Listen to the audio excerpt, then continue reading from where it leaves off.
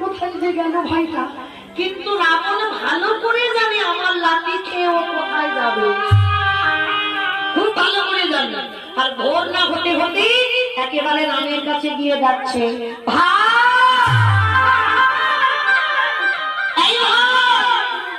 যেই যা দেখেছে লক্ষণ বেরিয়ে এসেছে। তোমার লজ্জা করে না?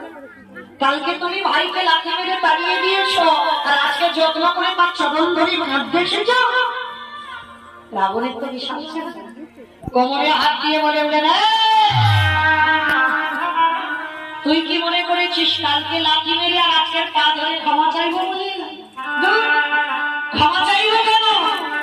আমি দেখতে এলাম কালকে যে লাঠিটা মেরেছি ওই লাঠিটা খেয়ে আমার ভাই ঠিক ঠিক জায়গায় এলো।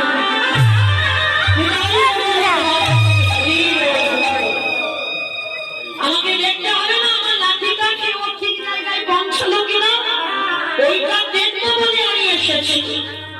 রাম এসে বলছে, রাবণ এইরকম ভাইকে কেউ মারে? তুমি জানো কত ব্যথা লেগেছে? রাবণ রামকে বলছে, মানে ভগবান বলে ভয় পায় না, একটা কথা না, রাম